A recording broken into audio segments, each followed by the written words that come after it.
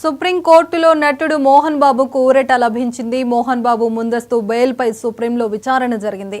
జర్నలిస్టులపై దాడి కేసులో నిందితుడిగా ఉన్న మోహన్ బాబు తరపున ముకుల్ రోహిత్ వాదనలు వినిపించారు. ఒక్కసారిగా ఇంటిపైకి గుంపుగా 40 మంది వచ్చారన్నారు ముకుల్ రోహిత్. ఇక ఇలా ఇంటిపైకి వస్తే దాడి చేస్తారా అని ధర్మాసనం ప్రశ్నించింది. జర్నలిస్టుకు మోహన్ బాబు క్షమాపణ చెప్పారన్నారు. పరిహారం చెల్లించేందుకు మోహన్ బాబు సిద్ధంగా ఉన్నారని న్యాయవాది ముకుల్ రోహిత్కి తన వాదనలు వినిపించారు. 3 వారాల్లో కౌంటర్ దాఖలు చేయాలని సుప్రీంకోర్టు ఆదేశించింది. తదుపరి విచారణ వరకు మోహన్ బాబుపై ఎలాంటి చర్యలు తీసుకోవద్దని ఆదేశించింది. ఇక విచారణ 4 వారాలకు వాయిదా వేసింది. 3 వారాల్లో కౌంటర్ దాఖలు చేయాలని ప్రతి వాదనలకు నోటీసులు జారీ చేసింది.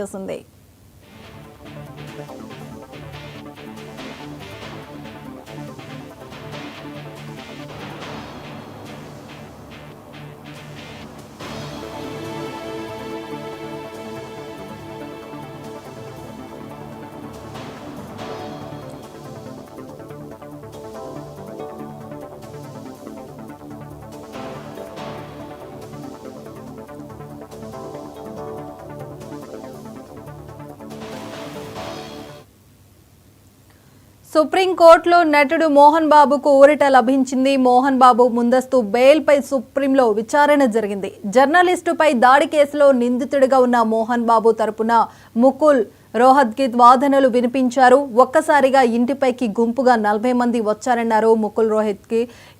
ఇలా ఇంటిపైకి వస్తే దాడి చేస్తారా అని ధర్మాసనం ప్రశ్నించింది. జర్నలిస్టుకు మోహన్ బాబు క్షమాపణ చెప్పారన్నారు. పరిహారం చెల్లించేందుకు మోహన్ బాబు సిద్ధంగా ఉన్నారని న్యాయవాది ముకుల్ రోహిత్కి తన వాదనలు వినిపించారు. 3 వారాల్లో కౌంటర్ దాఖలు చేయాలని సుప్రీం ఆదేశించింది. తదుపరి విచారణ వరకు మోహన్ బాబుపై ఎలాంటి చర్యలు తీసుకోవద్దని ఆదేశించింది. ఇక విచారణ 4 వారాలకు వాయిదా వేసింది. 3 వారాల్లో కౌంటర్ దాఖలు చేయాలని ప్రతి వాదనలకు నోటీసులు జారీ చేసింది.